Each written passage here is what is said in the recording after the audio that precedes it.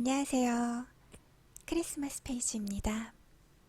오늘 읽어드릴 책은 신성진 작가의 머니프레임, 돈을 바라보는 새로운 관점입니다.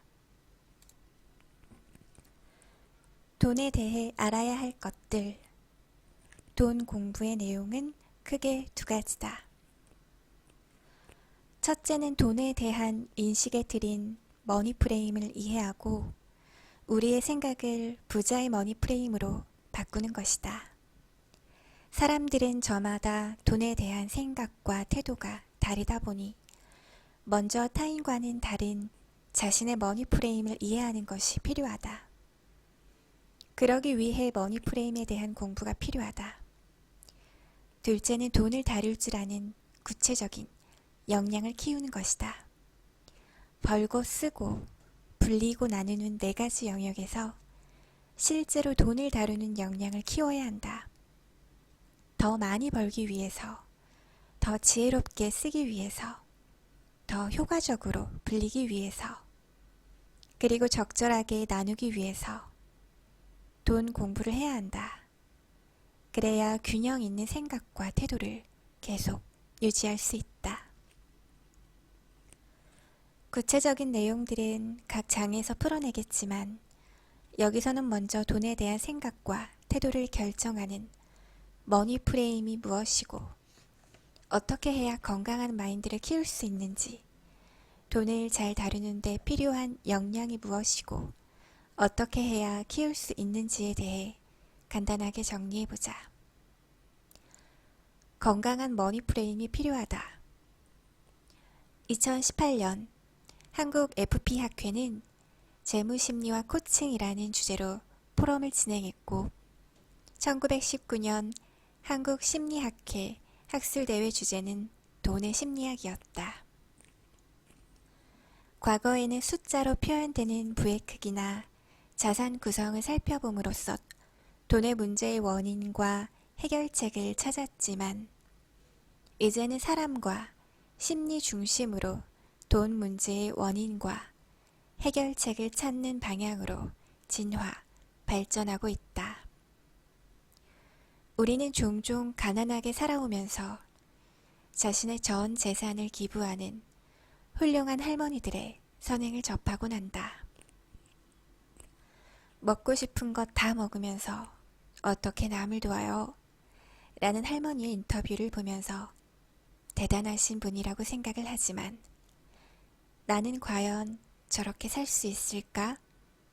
라는 생각이 드는 것도 사실이다.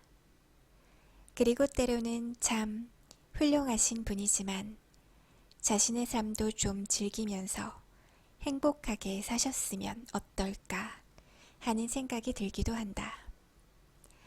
전혀 다른 뉴스도 종종 접한다. 상속 문제 때문에 칼부림을 하고 평생 원수가 되는 가족들의 이야기도 심심치 않게 들려오고 돈에 대한 욕심 때문에 우리로서는 도저히 이해할 수 없는 행동을 하는 재벌가의 다툼들도 있다.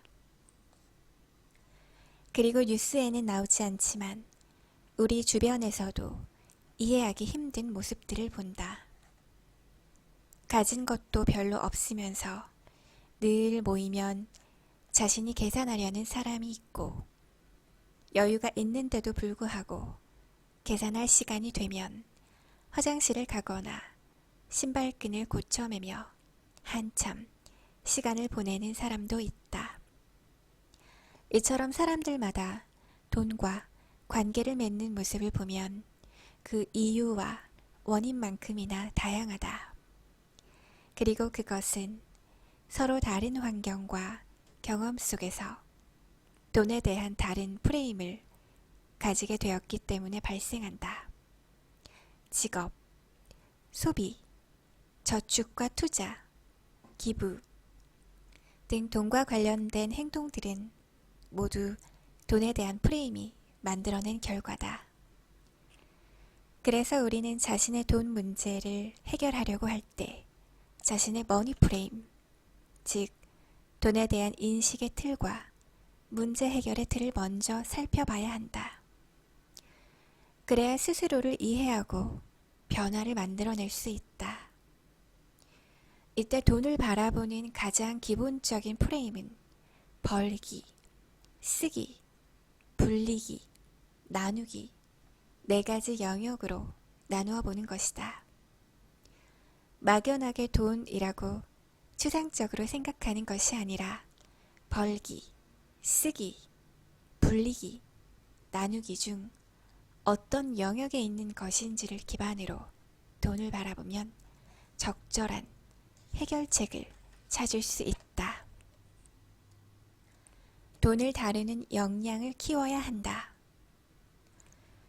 돈을 다루는 역량도 돈의 기본적인 프레임인 벌기, 쓰기, 불리기, 나누기로 구분하여 진단하고 키울 수 있다. 우선은 돈을 버는 방법을 알아야 한다.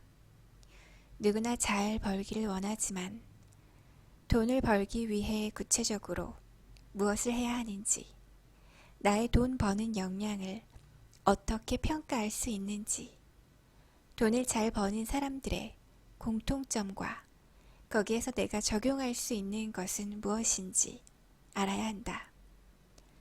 대부분의 사람들은 돈을 많이 벌면 부자가 될 수 있을 거라고 생각하지만 돈을 버는 방법 외에 다른 것들도 중요하다.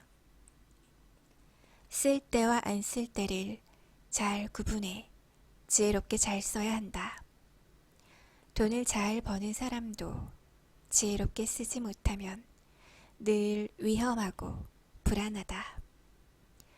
특히 돈을 잘 관리하고 잘 쓰려면 지식과 도구가 필요한데 그것을 먼저 알아야 한다. 그리고 잘 벌고 지혜롭게 쓰는 것에서 그치는 것이 아니라 잘 불리는 것도 중요하다. 돈을 불리기 위해서는 저축과 투자, 금리와 금융상품에 대한 기본적인 내용들, 금융상담을 할 때 필요한 질문을 할 수 있는 수준의 지식이 필요하다.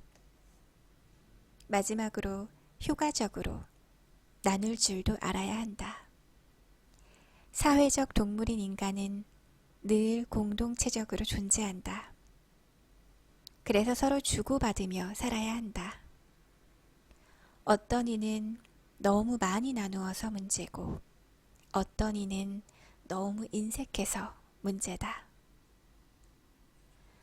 나눔에 대한 새로운 논의가 활발한 지금, 지혜롭게 나누는 방법과 서로 나누면서 살아가는 것에 대한 구체적이고 실질적인 지식이 필요하다. 이처럼 벌고, 쓰고, 불리고, 나누는 네 가지 영역은 서로 각기 다른 영역이다.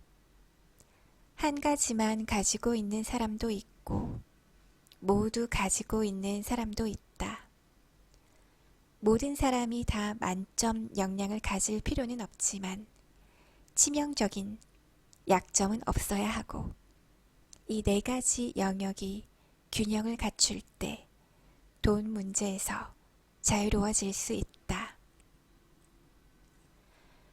우리가 무언가를 안다고 했을 때 안다 라는 단어는 두 가지 의미로 사용한다.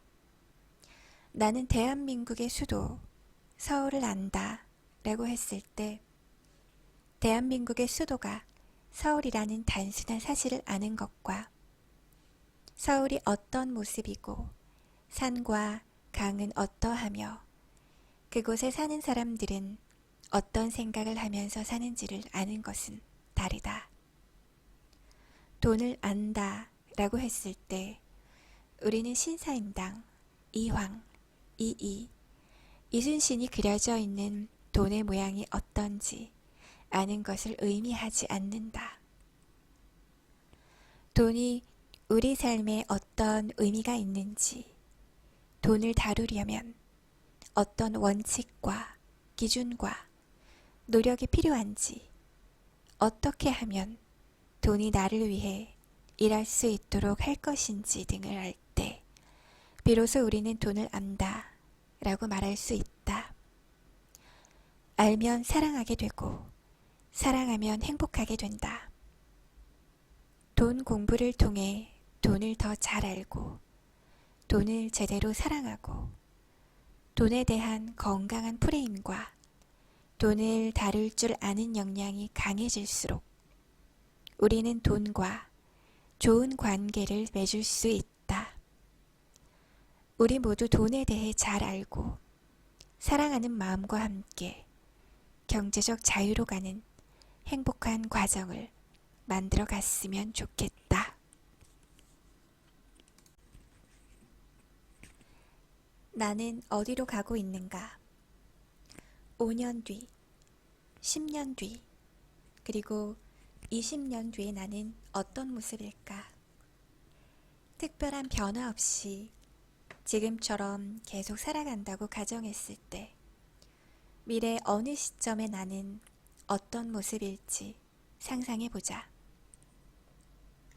아니, 상상에서 그치지 말고 구체적으로 그 상태를 그려보자. 그 시점에 자산은 얼마나 될지, 일은 계속 하고 있을지, 자녀들은 어떤 생활을 하고 있을지 등을 구체적으로 상상해보자. 구체적으로 최대한 생생하게 상상하라.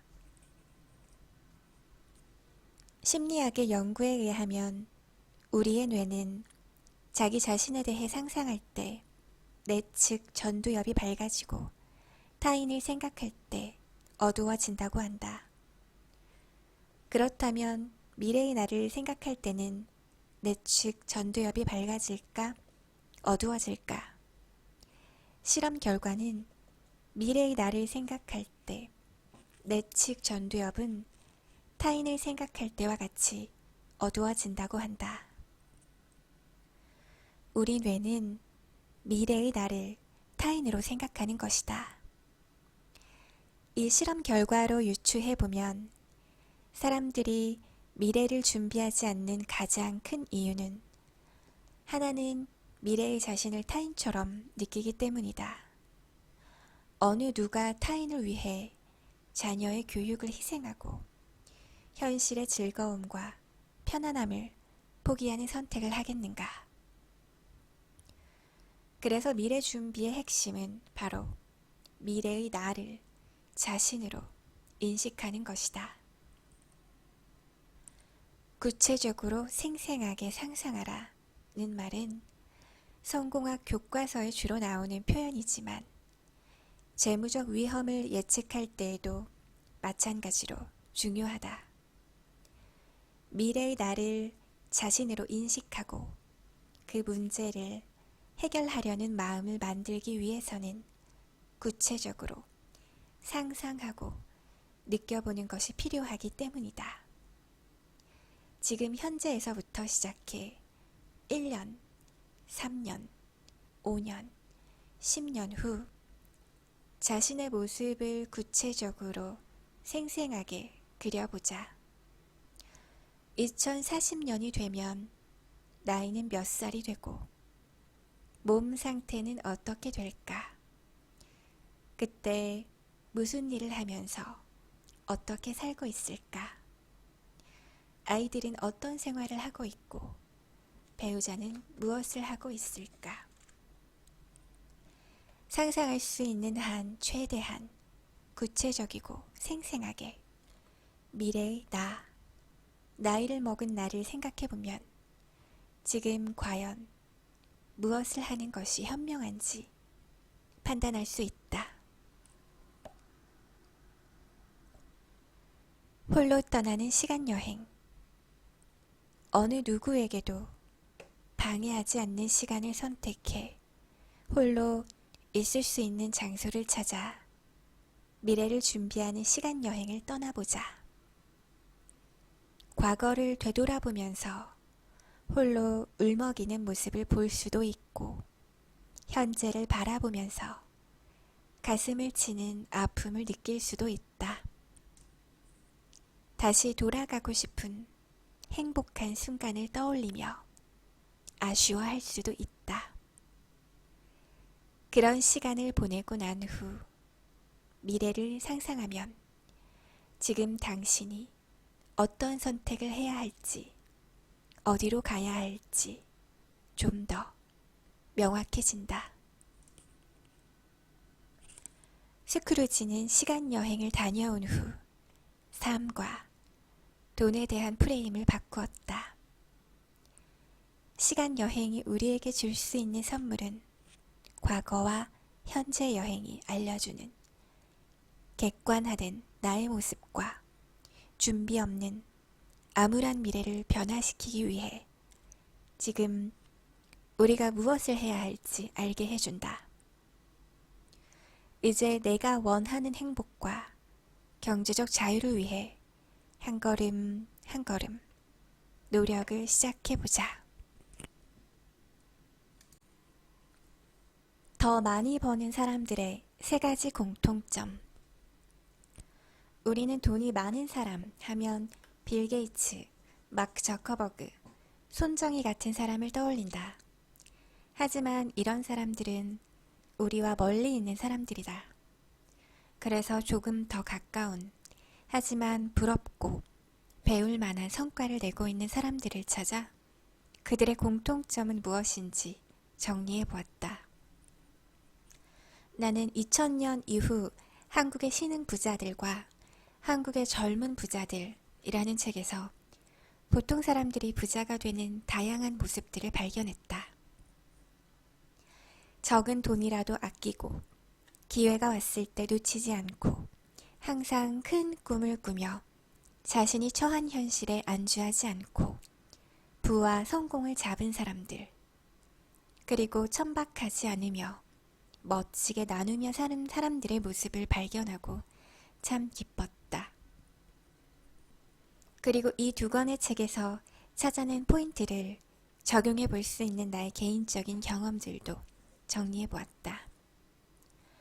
필자는 2016년부터 3년 동안 매주 수요일 저녁 강남에서 수요 베너스라는 강연 프로그램을 운영했다. 150회 가까이 진행하면서 다양한 강사들을 만났는데 그 중에는 특별히 멋진 젊은이들이 많았다. 금수저도 아니고 엄청난 학벌을 가진 것도 아니지만 자신이 원하는 일을 하며 또래들보다 훨씬 많은 돈을 벌면서 성장하고 있는 친구들과 많은 대화와 상담을 했다. 이렇게 책과 사람들과의 경험을 바탕으로 돈을 버는 사람들의 세 가지 공통점을 정리해보니 다음과 같았다. 첫째, Y에서 시작한다. 둘째, 꿈과 목표가 뚜렷하다. 셋째, One thing, 한 가지에 집중하고 지속한다. 돈을 잘 버는 사람들은 자신이 왜 일을 하는지 확실히 알고 있고 명확한 꿈과 목표를 가지고 있었다. 그리고 선택과 집중을 할 줄 알았다. 우리도 이들의 공통점을 살펴보고 제대로 익혀 돈 버는 능력을 키워보자. Y에서 시작하라.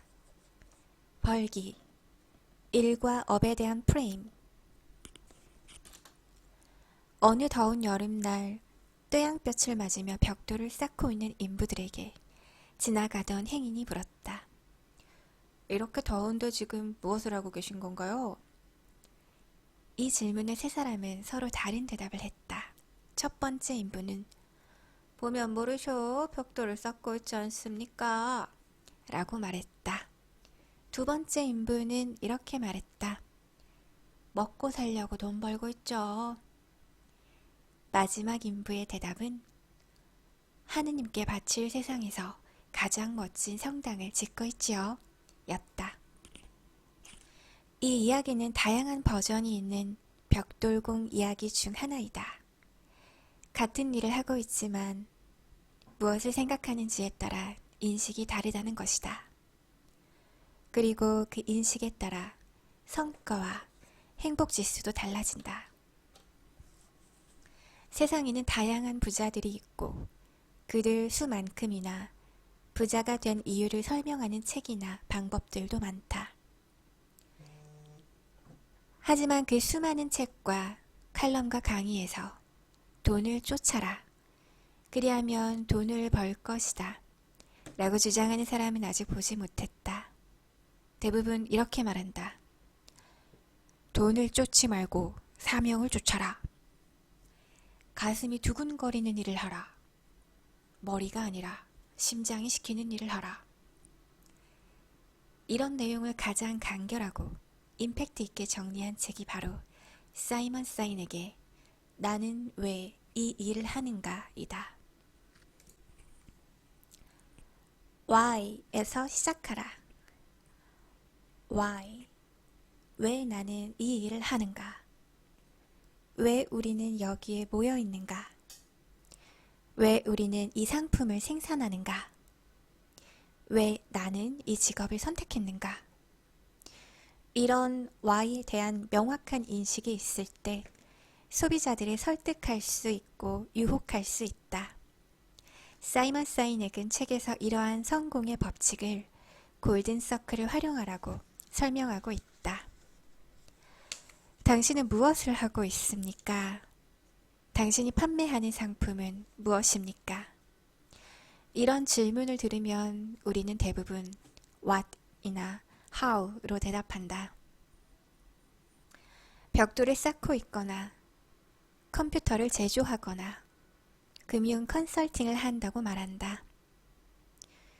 여기에 조금 더 의욕적인 생각을 가진 사람들은 어떻게 하면 벽돌을 잘 쌓을 수 있는지, 컴퓨터의 처리 속도를 높일 수 있는지, 어떻게 하면 아주 논리적이고 차분하게 상대방을 잘 설득할 수 있는지를 말한다.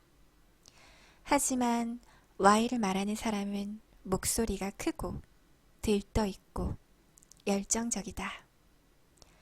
하느님께 바칠 최고의 성당을 만든다는 흥분, 사람들이 일을 빠르게 처리할 수 있도록 돕는다는 기쁨, 고객의 재산을 지키고 안정된 노후를 누리도록 만드는 컨설팅에 대한 열정을 웅변한다. 당신의 Why는 무엇인가? 21세기에 성공하는 사람들은 제품과 기능이 아니라 신념, 동기, 이유, Why를 말한다. 그리고 고객들은 이런 Why에 반응한다. 미국의 저명한 미래학자 다니엘 핑크는 드라이브에서 4.0 시대에 성공하는 사람들의 공통점은 내재적 동기라고 말한다. 그리고 내재적 동기의 가장 중요한 요소는 의미 있는 목적, 즉 자신에게 도움이 되는 일보다 사회적으로 또는 타인에게 의미 있는 일을 할 때 사람들은 몰입하고 성과를 낸다는 것이다. 그것이 바로 Why가 중요한 이유다. 잘 벌고 싶은가? 부자가 되고 싶은가? 성과를 내고 싶은가? 당신이 직장인이든 식당을 하는 자영업자이든 사업을 하는 사업가이든 누구라도 나는 왜 이 일을 하는가? 에서 시작해야 한다. 수많은 일들 중에서 지금 현재 하고 있는 일을 선택한 이유가 명확할 때 우리는 더 열정적으로 몰입할 수 있고 성과를 낼 수 있다. 약간 들뜬 흥분으로 사람들을 만나 설득하고 공감시키고 팬이 되게 해야 한다. 그래야 이 치열한 경쟁 사회에서 이기고 돈을 벌 수 있다. 당신의 Why는 무엇인가? 당신을 들뜨게 하고 사람들을 전염시키고 당신을 브랜드로 만들 당신의 Why는 무엇인가? 그것을 찾으면 당신은 지금보다 더 부자가 될 수 있다.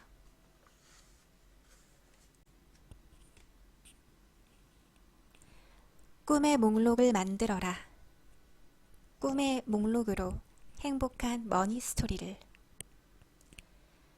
돈을 버는 것은 늘 즐겁지만은 않다.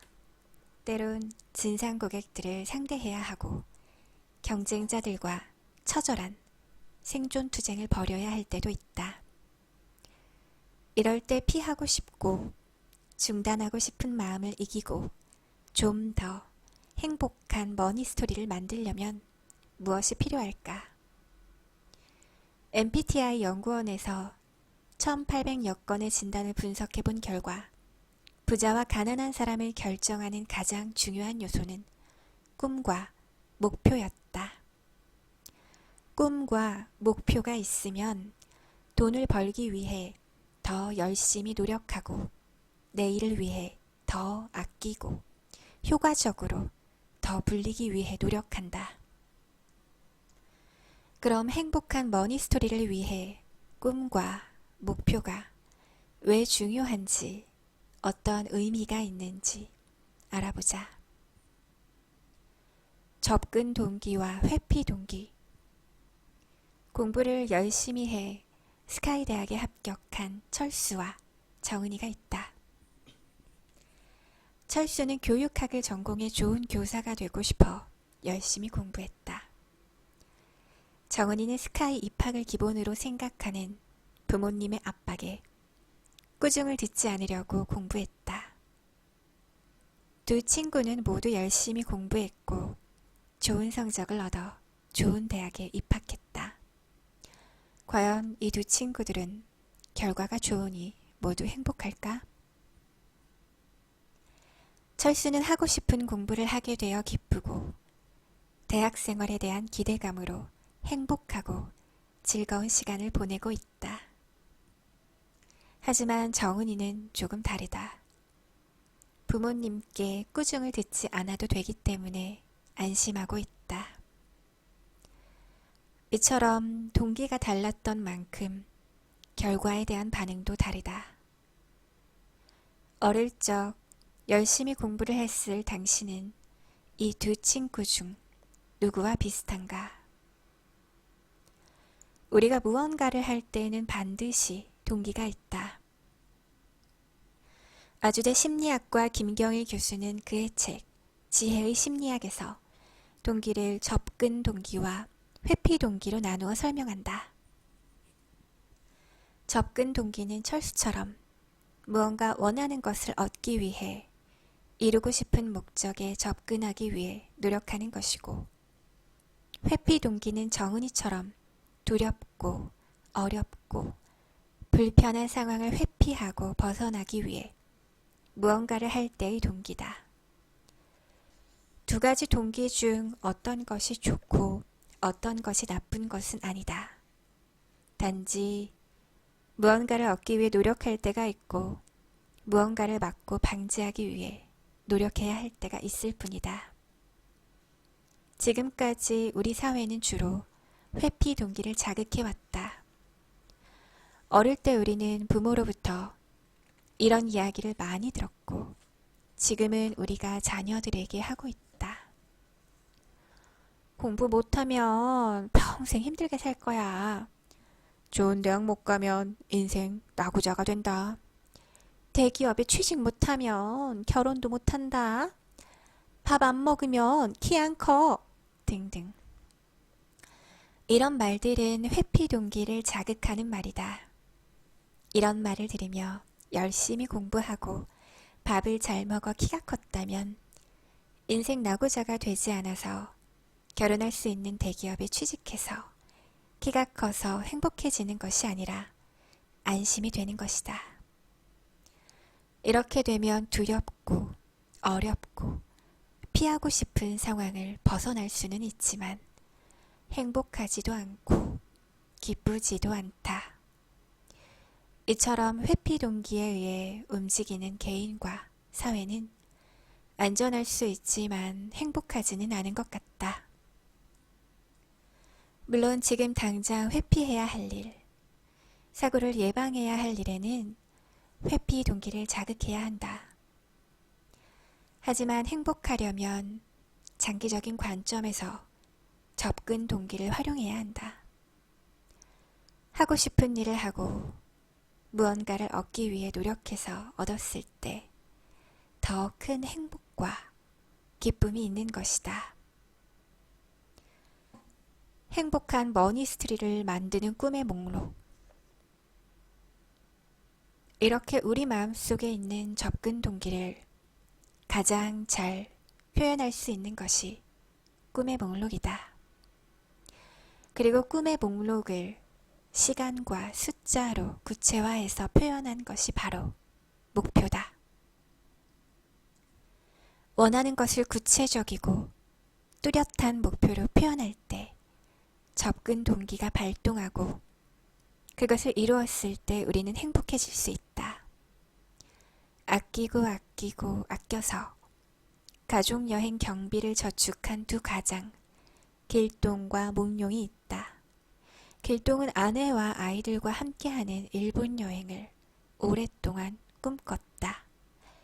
커피를 좋아하는 아내와 함께 가고 싶은 일본의 커피 전문점 목록을 만들어 놓았고, 아이들과 함께 디즈니랜드에 가서 같이 타고 싶은 놀이기구를 정해 놓았다. 이번 여름은 아이들과 함께 첫 해외여행을 가는 행복하고 즐거운 계절이 될 것이다. 몽룡도 올 여름에 가족과 함께 일본 여행을 가기로 했다. 하지만 몽룡은 그리 즐겁거나 행복하지 않다. 해외여행을 한 번도 못 갔다는 가족들의 비난에 어쩔 수 없이 가는 여행이기 때문이다. 별로 가고 싶지 않지만 아내와 아이들의 등살에 어차피 한 번은 가야 할 일이니 즐거운 마음으로 다녀와야겠다는 생각을 하며 그동안 모은 돈을 아내에게 건네며 알아서 계획을 짜보라고 말한다.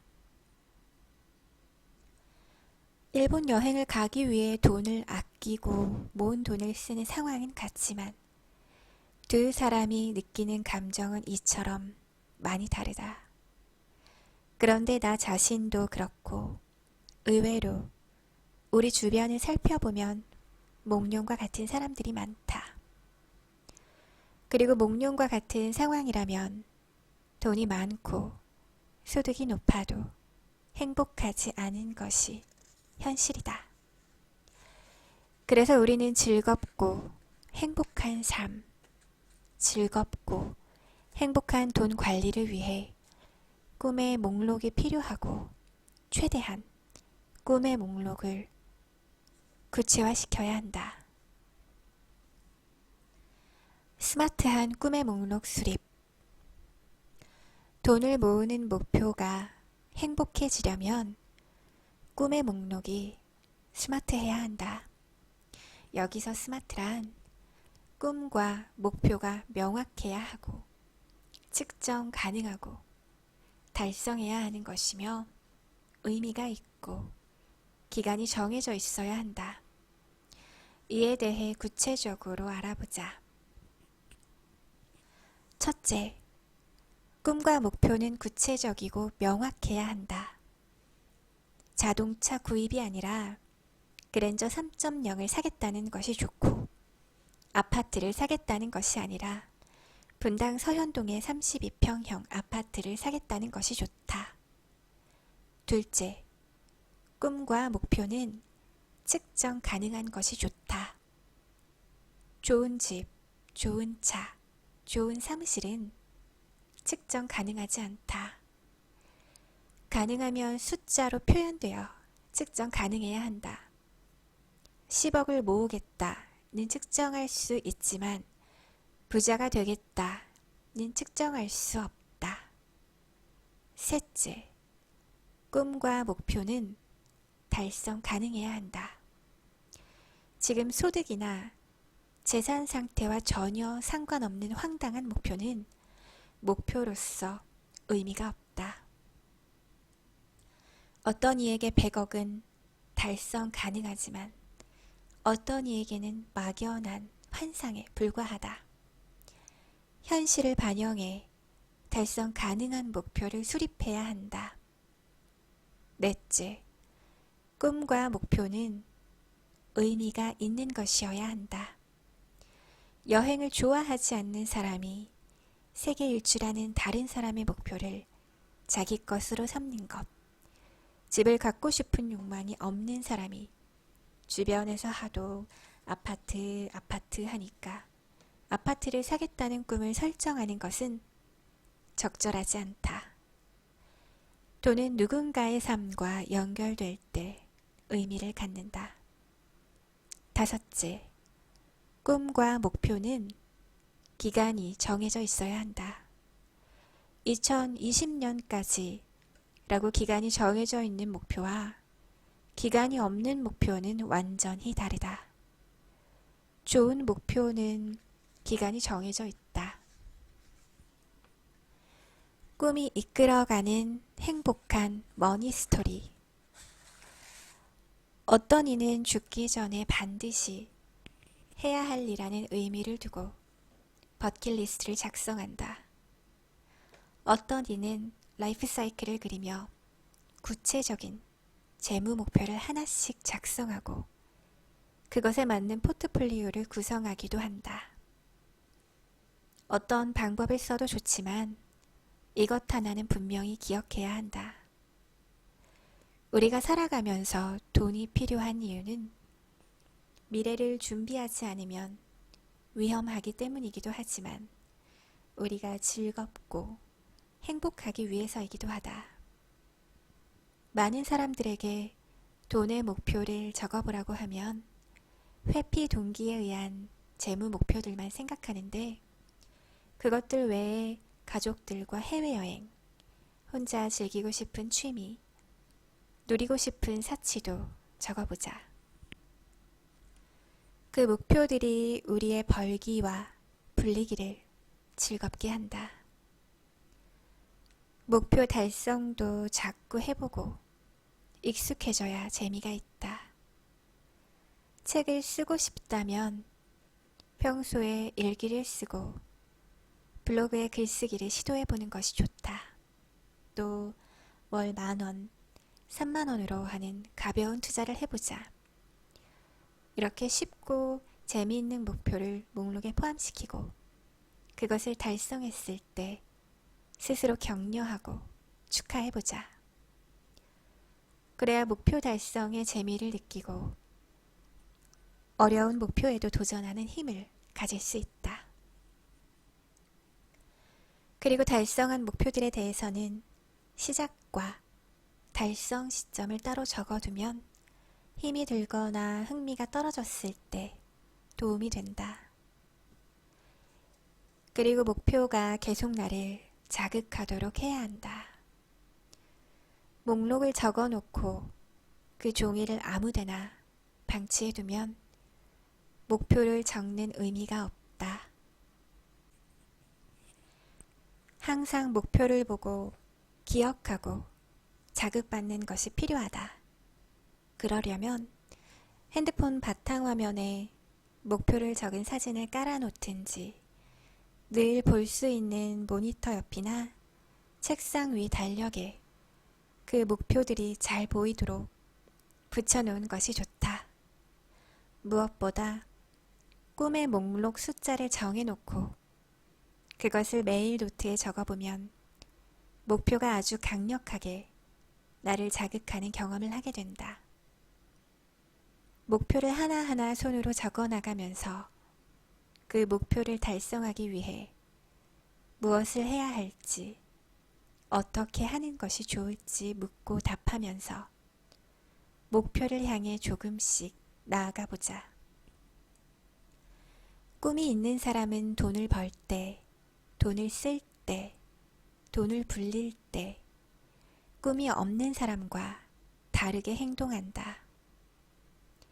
꿈의 목록을 매일 적는 사람은 돈을 벌 때 한 번 더 움직이고 돈을 쓸 때 한 번 더 고민하고 투자할 때 한 번 더 묻는다.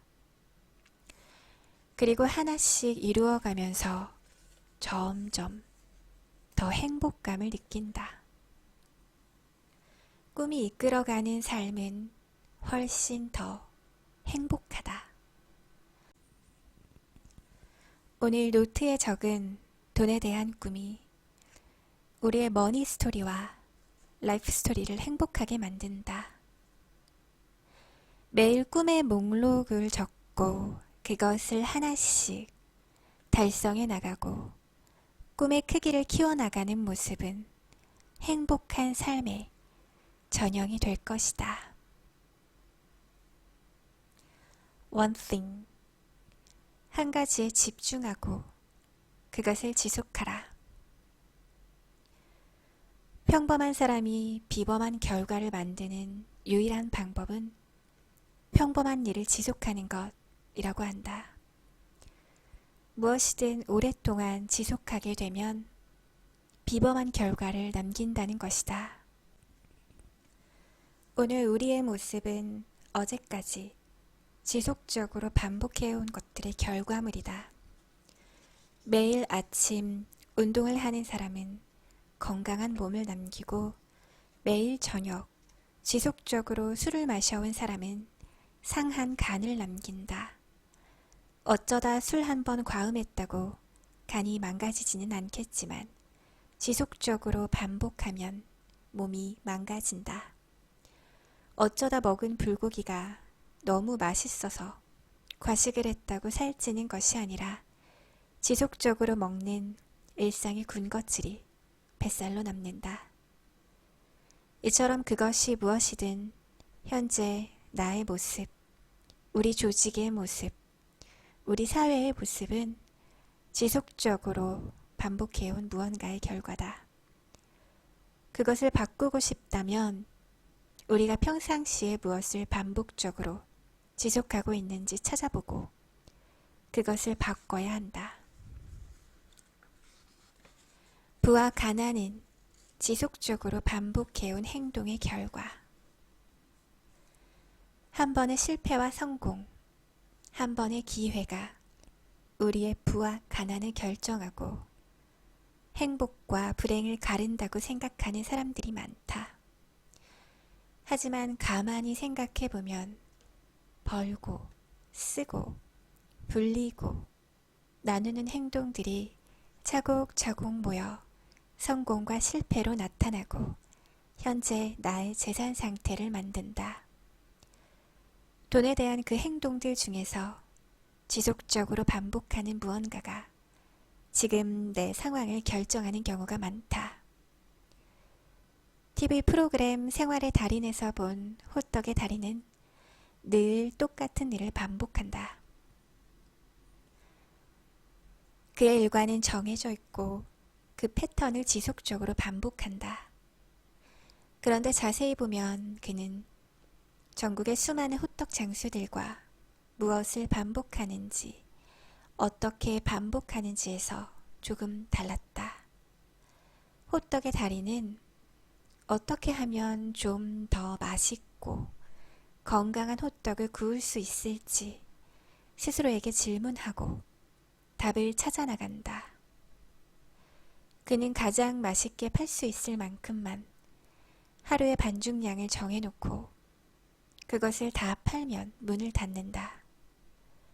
장사를 마치고 밤에는 가장 맛있고 건강한 호떡을 만들기 위해 호떡 반죽을 연구하고 반죽을 발효시키며 반죽의 비법을 만들어 간다.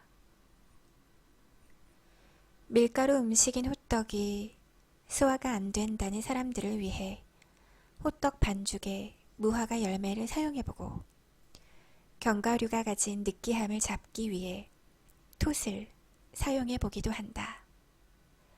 호떡의 달인은 항상 호떡만 생각한다. 자신이 팔고 있는 호떡이 최고가 되기를 원한다. 그래서 다른 사람들은 하지 않는 특별한 일과를 반복한다. 하나의 호떡이 만들어지는 과정, 반죽을 준비하는 과정을 보면 그 정성과 에너지가 엄청나다. 하지만 모든 호떡 장수들이 달인처럼 하지는 않는다. 하루가 끝나면 징그러운 호떡 생각은 더 이상 하고 싶지 않다. 더 맛을 내기 위한 노력이나 수고를 하기에는 너무 피곤하다.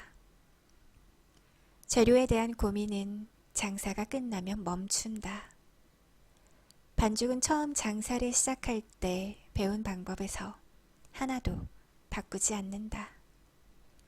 오가는 손님에게도 자신이 파는 호떡과 가게 분위기에도 고객의 요구와 평가에도 별 관심이 없고 손님이 없을 때면 스마트폰만 보면서 시간을 보낸다. 이처럼 호떡을 구워 판다는 점에서 같은 일을 하고 있는 것 같지만 지속적으로 반복하는 모습이 다르다.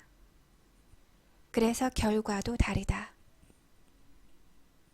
어떤 사람은 남들이 무시할 수도 있는 장사를 하면서 큰 부를 만들어가고 어떤 이는 계속 그냥 그대로 살면서 푸념만 한다.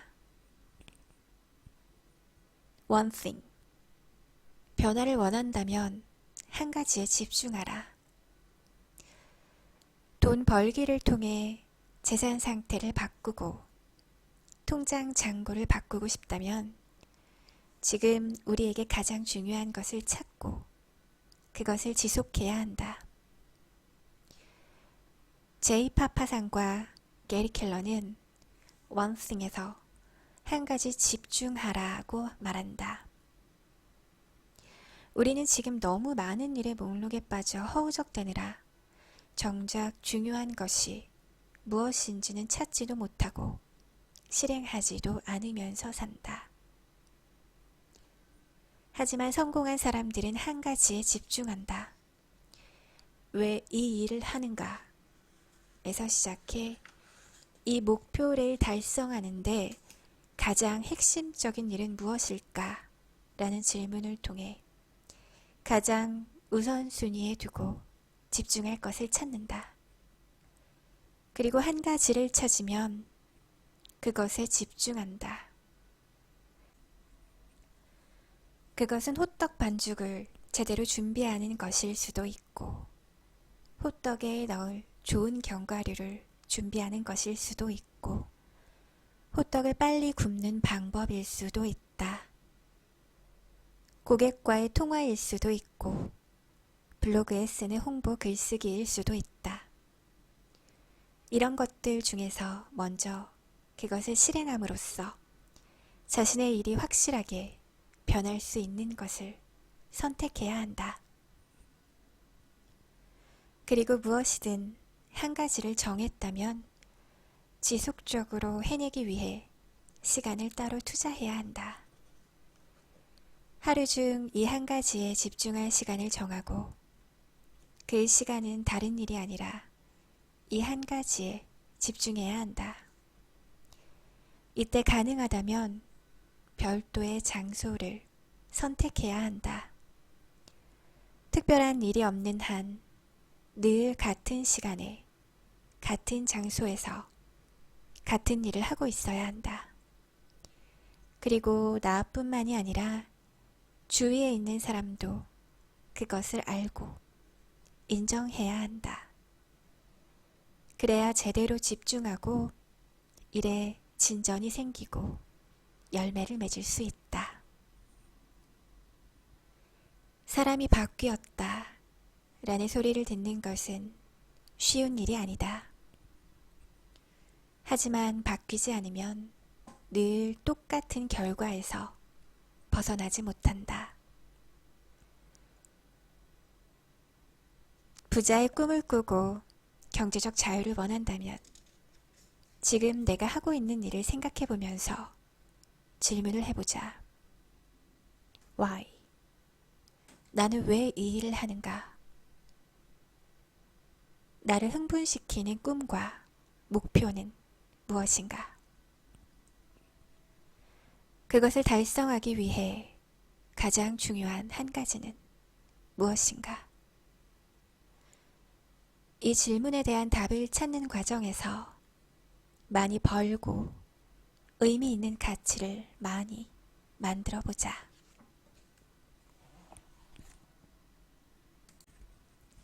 Give and take.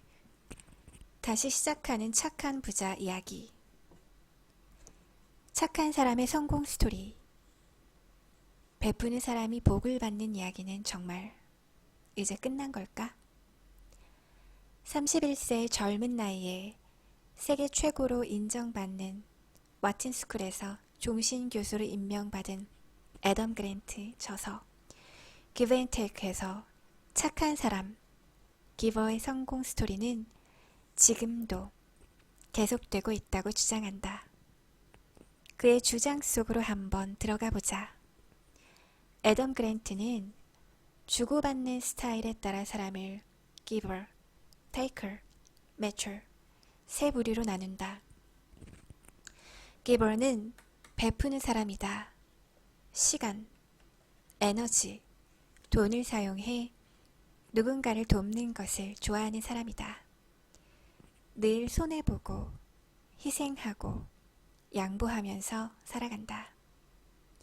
taker는 자신을 위해 행동하고 자기 중심적으로 살아가는 사람이다. 내 것도 내 것, 네 것도 내 것이라는 정신의 소유자라고 볼 수 있다. matcher는 균형을 추구한다. 받은 만큼 돌려주고 준 만큼 받으려고 한다. 우리 주위에는 세 부류 중 어떤 부류가 가장 많을까? 가만히 생각해보면 matcher가 가장 많이 보인다. 우리는 보통 받은 만큼 돌려주지 못하면 불편하고 준 만큼 받지 못하면 섭섭하다. 그래서 우리 주변에는 matcher들이 가장 많고 그들이 사회를 지탱해 왔다. giver, taker, matcher 중 누가 성공할까? 그랜트는 이 세 부류 중에서 누가 가장 성공적이고 부유한 삶을 살고 누가 힘들게 사는지 궁금했다.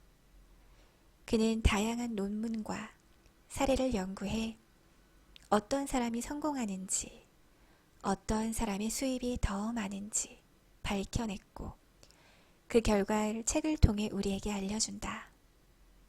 아주 단순하게 수입과 지위를 가지고 상, 중, 하 3단계로 나누어 보면 가장 낮은 곳에는 누가 있을까? 돈도 제일 못 벌고 지위도 낮은 어느 누구도 가고 싶어 하지 않는 그곳에는 기버들이 있다. 이들은 남들을 돕는다고 자신의 일을 제대로 못하고 양심에 찔리면 다른 사람의 입장에서 고려해 세일즈를 중단하기도 한다. 그랜트는 연구 결과를 통해 이렇게 말한다.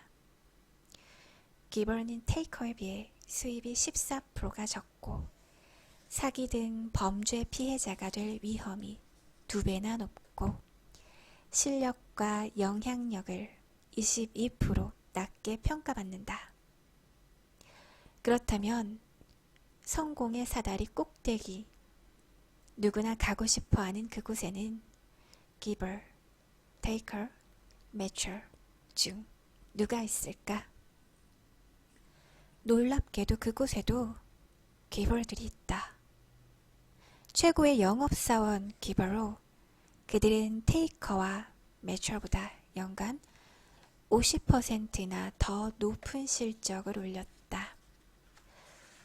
우리가 볼 때 가장 낮은 곳에 있는 기버는 이해가 간다. 현실에서는 흥부를 부자로 만들어줬던 제비도 신데렐라에게 마법의 마차를 가져다준 요정도 존재하지 않기 때문에 기버들은 마음이 부유하지만 나누어주고 베풀고 덜어는 빼앗기며 가난하게 살 가능성이 높다. 그런데 가장 높은 곳에서 성공적인 삶을 사고 있는 기벌들은 어떻게 그곳에 가 있을까? 이 장에서는 전체적으로 그 답을 찾아나간다. 어떻게 환경이 바뀌었고 왜 기벌들이 성공하고 있는지 천천히 알아보자. 우리는 대부분 선한 사람들이다. 그래서 할 수만 있다면 베풀고 양보하면서 살고 싶다. 하지만 그렇게 살면 패배자가 될 수 있기 때문에 우리는 우리 것을 지키면서 살려고 노력한다. 그리고 그 과정에서 우리의 선함을 잃어버리기도 한다. 그런데 기버로 살면서도 성공할 수 있다면, 착하게 살면서도 성공할 수 있다면, 그런 삶에 도전해 보는 것도 괜찮지 않을까? 실패하는 기버와 성공하는 기버는 어떤 차이가 있는 것일까? 어떻게 하면 기버로 살면서 성공할 수 있을까? 이런 질문들에 대한 답을 찾아보자. 나누는 자들의 성공에 유리한 환경적 변화. Give and Take에서 가장 주목을 끄는 부분은 변화된 환경에 대한 이야기다. 성공의 높은 사다리에 올라가 있는 기버들에게 도움이 되는 환경적 변화가 이루어지고 있다. 즉, 관계보다 개인적인 취향이 중요시되고 가족, 친척, 동문 등 소규모 공동체들이 의미를 잃어가는 시대에 역설적이게도 사람을 중요하게 생각하고 타인을 배려하는 기버들에게 유리한 환경이 형성되고 있다는 것이다. 그랜트는 기버들의 성공에 도움이 되는 두 가지 환경 변화가 진행 중에 있다고 주장한다. 먼저 IT 기술의 발달로 베푸는 삶과 착한 삶이 주위 사람들에게 공유되고 알려지는 시간이 엄청 짧아졌다는 것이다. 과거에는 새로운 프로젝트를 위해 사람을 찾을 때, 좋은 자리에 적절한 전문가가 필요할 때 헤드헌터나 인맥을 통해 사람을 먼저 찾고 인맥을 총동원해 그 사람에 대한 평판 조회를 하곤 했다. 하지만 지금은 SNS 활용해 사람을 찾고 그 사람의 페이스북에 올라와 있는 사진과 글을 보면 어떤 사람들과 관계를 맺고 있고 어떤 생각을 가지고 있는지를 쉽게 알 수 있다. 마찬가지로 예전에는 누군가 착한 일을 하더라도 선행이 잘 알려지지 않았지만 지금은 누군가 선한 일을 하면 SNS를 통해 쉽게 확산된다. 우리는 친구가 멋진 일을 하면 샵 좋은 건 공유 라고 태그를 걸어 신나게 공유를 한다. 물론 나쁜 일도 빨리 번지지만 좋은 일과 좋은 사람도 아주 짧은 시간에 알려진다.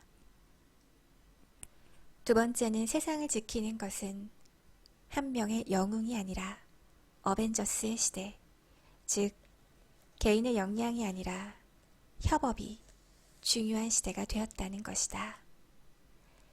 예전에는 능력으로 인정받았던 기능들이 지금은 기계와 인공지능이 대체하고 있다. 그러다 보니 사람들이 성과를 내는데 필요한 능력은 기능보다 소통을 통한 협업 능력이다. 그렇다면 협업이 필요할 때 우리는 누구를 찾을까? 서로 협업을 해야 할 때 사람들은 당연히 이타적이고 베풀 줄 아는 사람과 일하고 싶어하고 능력보다 품성을 더 우선시한다. 협업에서 성과를 내는 사람들은 혼자 성공을 독차지하는 사람이 아니라 잘 차려놓은 밥상을 잘 먹기만 하면 되는데 스포트라이트는 나 혼자 받는다며 겸손하게 다른 사람에게 공을 돌리는 황정민 같은 스타일이다. 혼자 사는 시대가 아니다. 주위를 둘러보면 어떤 사람 주위에는 그가 실패하기를 바라는 사람이 많고 어떤 사람 주위에는 그가 성공하기를 바라는 사람이 많다. 그것이 차이를 만들어낸다. 어려운 일이 생겼을 때 잘 극복하는 사람, 좋은 일이 생겼을 때 그 일이 확장되는 사람 옆에는 그 사람이 어려움을 극복하기를 원하는 사람들, 성공하기를 바라는 사람들이 있다. 나누는 마음이 만들어가는 부자들. 우리는 행복한 부자, 존경받는 부자를 말할 때 워렌 버핏, 빌 게이츠, 마크 저커버그, 경주 최부자, 제주 김만덕 같은 사람들을 떠올린다. 그런데 모두 위대하고 존경할 만하지만 감히 따라갈 엄두가 나지 않는다.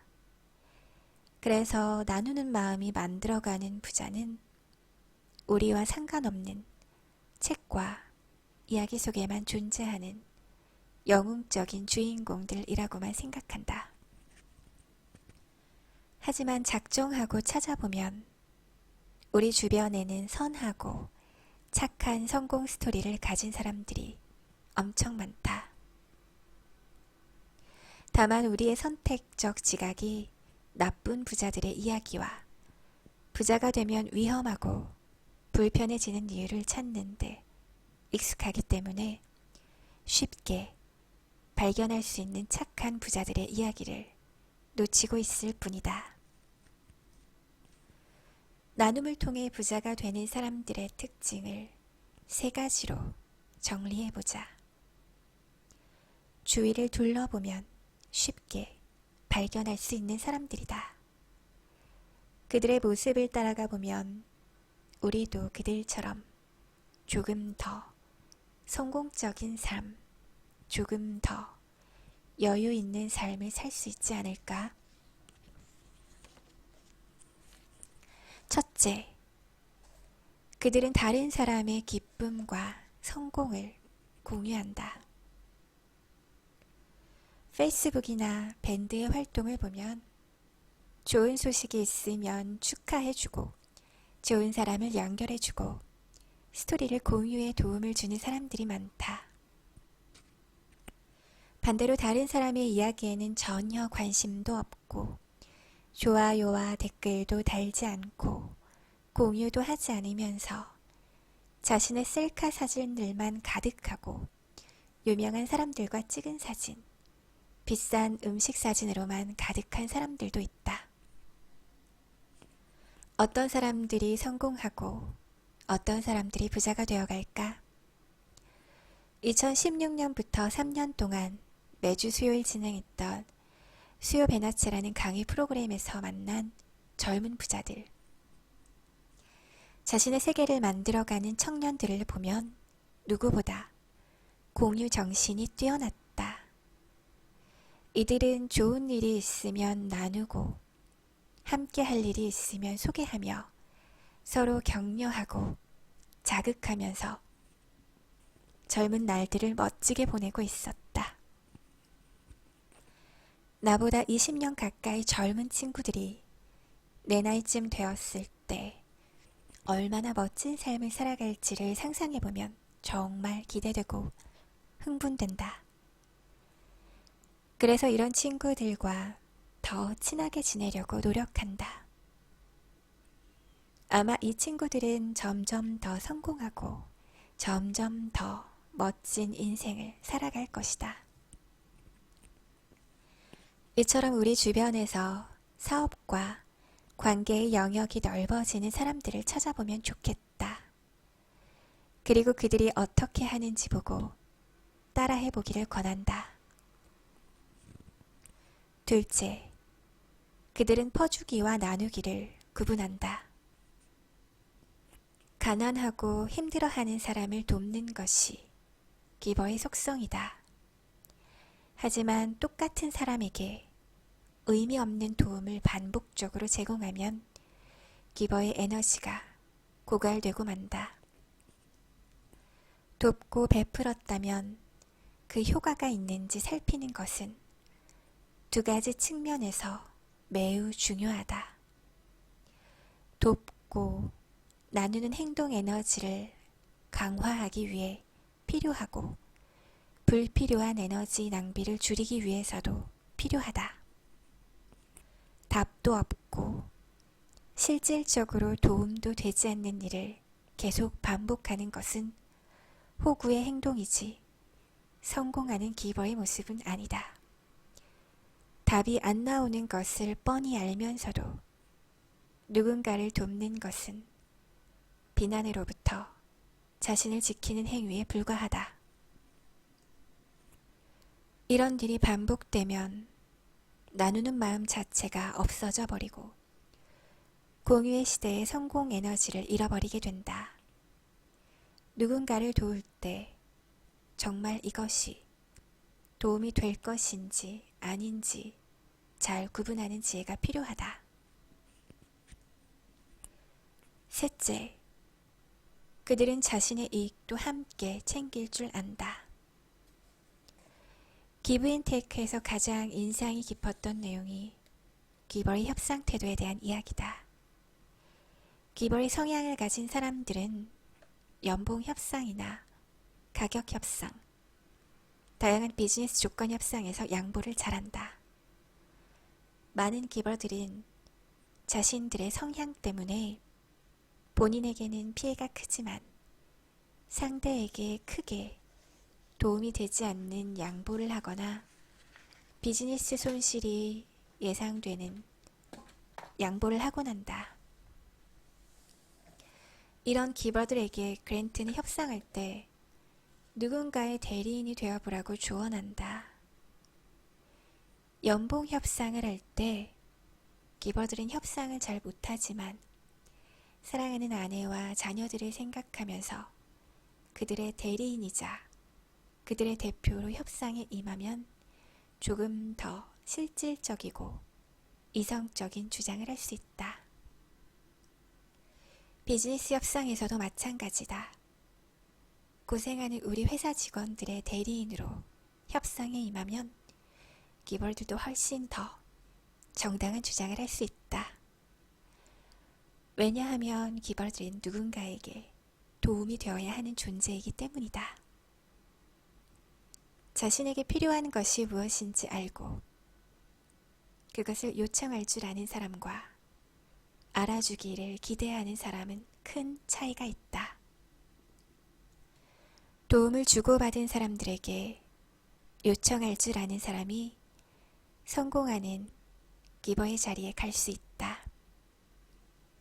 거절에 대한 두려움을 극복하고 감정을 빼고 아주 건조하게 요청해보자.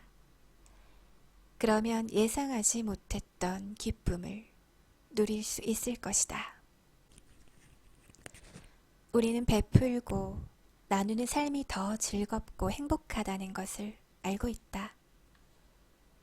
하지만 호구가 되지 않을지, 오지랖이라고 핀잔을 받지 않을지, 돈과 에너지 낭비로 끝나지 않을지 두렵다. 그 두려움을 극복하는 방법은 좀 더 생각하고 고민하면서 차근차근 지혜로운 이타주의자가 되어가는 것이다. 앞에서 언급한 세 가지 비밀을 한 가지씩 실천해보면 도움이 될 것 같다. 호구의 대명사였던 나도 가끔 이 방법을 통해 지킬 것을 지켜나가고 있다. 나눔도 돈이 되나요? 나눔도 돈이 되나요? 라는 질문에 답하기 위해서는 나눔을 두 가지로 나누어 볼 필요가 있다. 나눔의 형태와 영향을 생각하면서 나눔을 사회적 나눔과 관계적 나눔으로 구분해 보았다. 사회적 나눔은 사회적으로 도움이 필요한 사람들에게 정기적인 기부와 일시적인 기부, 그리고 자원봉사로 구분할 수 있고, 관계적인 나눔은 가족, 친인척, 동료들과의 정기적, 비정기적인 모임을 통한 나눔, 비정기 지출, 경조사비 등으로 구분해 볼 수 있다. 이렇게 정리를 해보면 내가 가족과 친인척, 주위 공동체와 어떤 관계를 맺고 살고 있는지, 그리고 사회에 대한 어떤 태도를 가지고 있는지 감을 잡을 수 있다. 두 가지 나눔을 다 잘하는 사람이 있고, 어떤 이는 하나만, 어떤 이는 전혀 하지 않고 살고 있을 것이다. 사회적 나눔. 사회적 나눔이란 우리 사회를 함께 이루고 살아가는 사람들과 나누는 기부나 봉사를 말한다. 개인적으로 모르는 사람이지만 그들의 어려움에 공감하거나 함께 사는 것이 건강한 사회를 만드는 일이라고 생각하는 사람들은 사회적 나눔을 실천하고 산다. 이런 스타일의 대표적인 연예인들이 션과 정혜영 부부, 김혜자 선생님, 차인표 신혜라 부부와 같은 멋진 이들이다. 스노우폭스의 김승호 회장은 부자가 되는 과정에서 생기는 가시가 있는데 그것을 해결하는 방법이 기부라고 말한다. 나눔에 대해 낭만적인 접근이 아니라 아주 현실적이고 영적인 표현이라 공감하게 되었다. 사실 경쟁 사회에서 성공하고 부를 만들어가는 과정에서 원하든 원하지 않든 가시가 생기기 마련이다. 한 동네에서 장사를 하면서 먹고 살기 위해 고객을 더 확보하기 위한 전쟁을 치러야 하고, 회사를 더 키우기 위해 작은 회사를 힘들게, 때로는 망하게 만들기도 한다. 이런 행동은 의도적으로 악한 마음으로 하는 것이 아니라 돈을 벌고 성공을 만들어가는 과정에서 불가피하게 발생하는 일이다. 내가 전교 1등을 하려면 전교 1등 하던 친구를 2등으로 밀어내야 한다. 다른 방법이 없다. 그 과정에서 다양한 아픔과 고통이 생긴다. 그런 가시를 계속 가지고 있으면 그 가시가 나를 계속 찌르게 된다.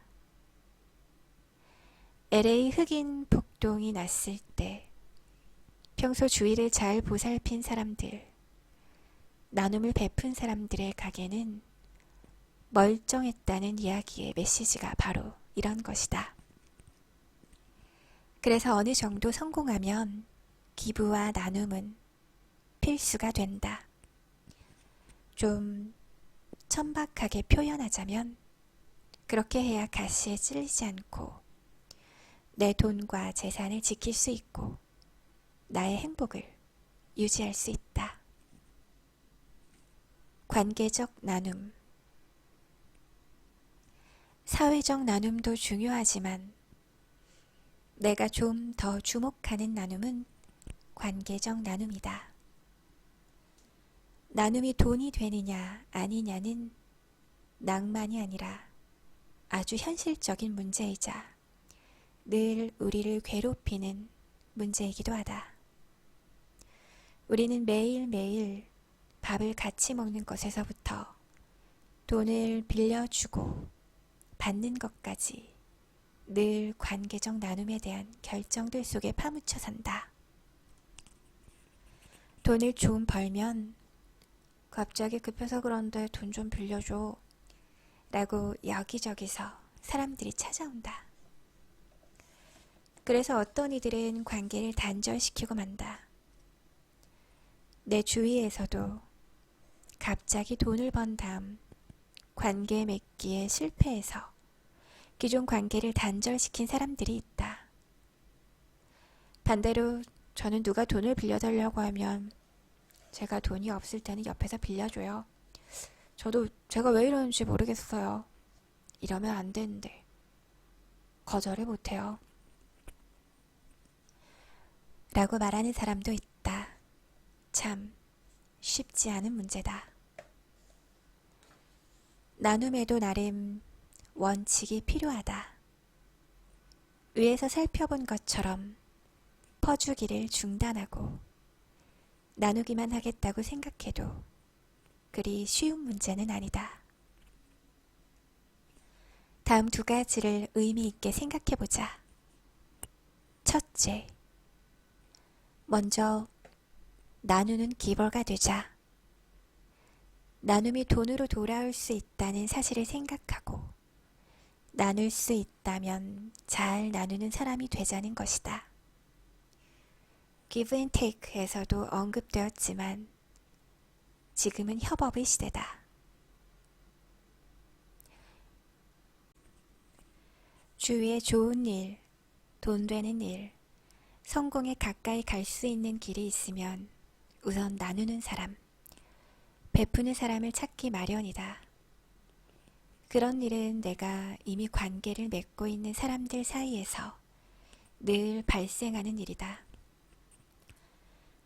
나는 내가 경제적으로 좋았을 때도 다른 사람들의 도움이 중요했고, 경제적으로 어려움을 극복할 때도 다른 사람의 도움이 컸다.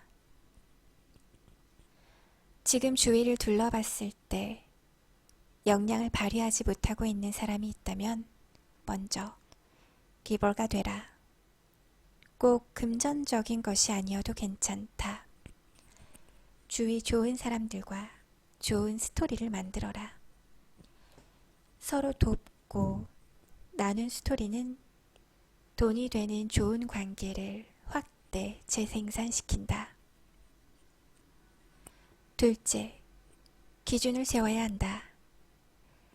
다른 사람들과의 만남, 경조사비 등 대인관계에서 쓸 수 있는 예산을 미리 정해두고 가능하면 예산 범위 내에서 사용하는 것이 좋다. 돈을 빌려주거나 금전적인 도움을 줄 때도 나름의 원칙이 필요하다. 제일 안타까운 상황은 돌려받을 수 없는 줄 알면서 정말 주기 싫은데 주고 있는 모습이다. 주고 후회하지 않는 것이 매우 중요하다. 큰 돈을 빌려주거나 도와줄 때에는 다음과 같은 기준을 정해두면 좋다. 1. 돈을 빌려줄 때에는 못 받을 각오를 하고 빌려준다. 2. 가능하면 가족과 상의 후에 빌려주거나 도와준다. 3. 돈이 필요한 이유를 들어보고 납득이 갈 때 결정한다. 냉정하게 살펴보면 사회적 나눔이 다시 돈으로 돌아오는 경우는 많지 않다. 그리고 기부를 하느냐 마느냐가 실제 우리 삶에 직접적인 영향을 미치지는 않는다. 좋은 평판을 만드는데 도움이 되기는 하겠지만 간접적이다. 하지만 관계적 나눔은 금액도 크고 자주 발생하고 늘 우리 옆에서 부정적으로 또 긍정적으로 우리의 통장에 영향을 미친다. 그래서 당신이 돈을 많이 벌고 자산이 많을수록 더욱더 자신만의 원칙과 기준이 중요하다. 행복한 나눔 공식, 나눔 프레임. 나눔을 공식으로 나타내면 어떻게 될까? 나눔에 대해 아주 직관적으로 설명하기 위해 이런 공식을 만들어 보았다. Sharing equal benefit plus helpers high plus 부메랑 benefit.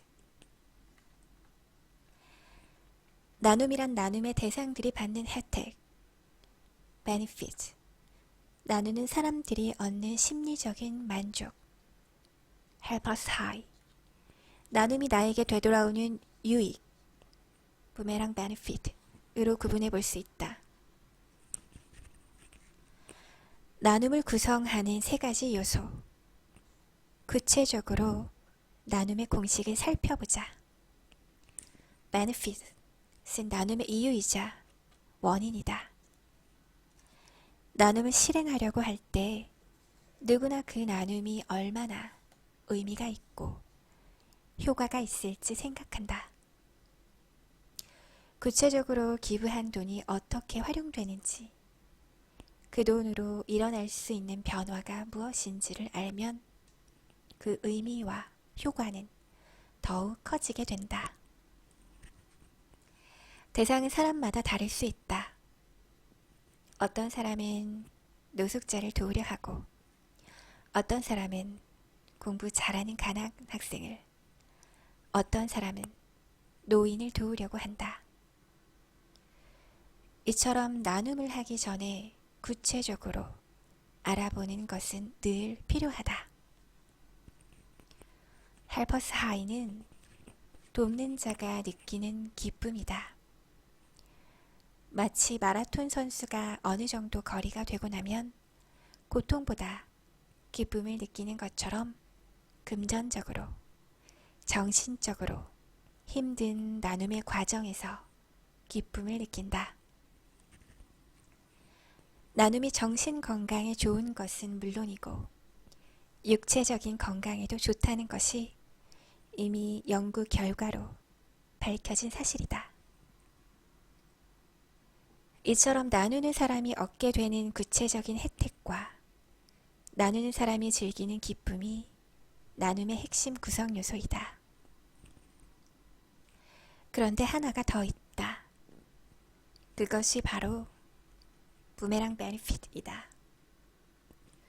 우리 주변에는 생각보다 정직하고 선하고 좋은 사람들이 많다.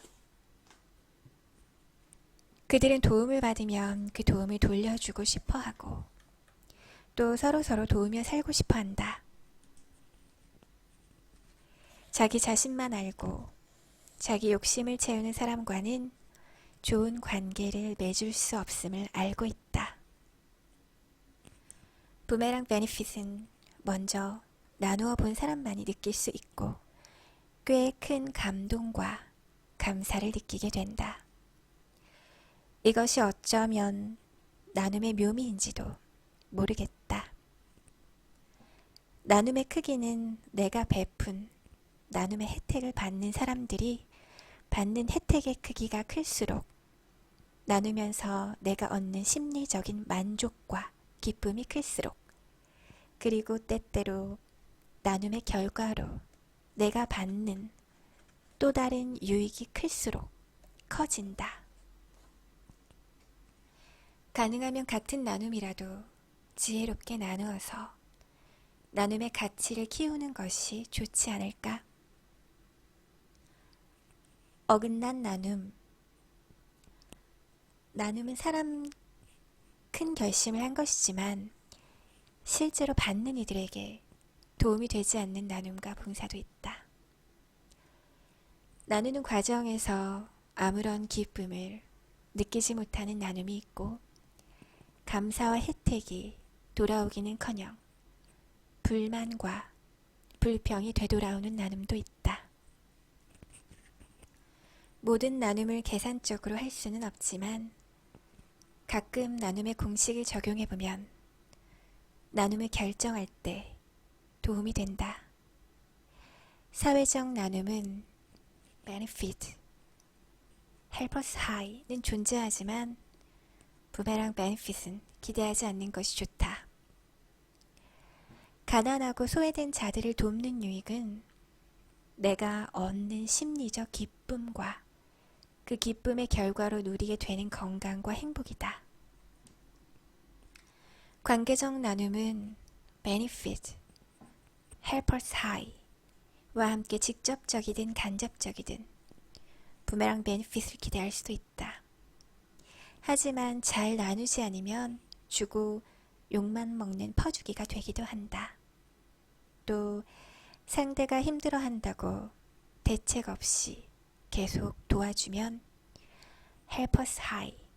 부메랑 benefit은 두 가지 중 한 가지도 얻을 수 없다. 그러니 내가 받는 부메랑 베네핏이 없더라도 효과가 있고 그에 따른 기쁨이 있는 나눔이면 좋을 것이다. 나눔이 돈이 되는 시대, 돈과 지식과 능력으로 소통하고 협력하는 시대에 나눔은 우리 주변과 우리 사회를 건강하게 만드는 특효약이다. 그리고 현실적으로 나눔으로 인해 나에게 돌아오는 효과는 작지 않다. 내가 나눔을 결심하면 내일은 또 누군가에게 나로 인해 나눔을 결심하게 될 것이다. 그런 선순환이 우리 주위에서 계속 발견될 수 있기를 기도한다.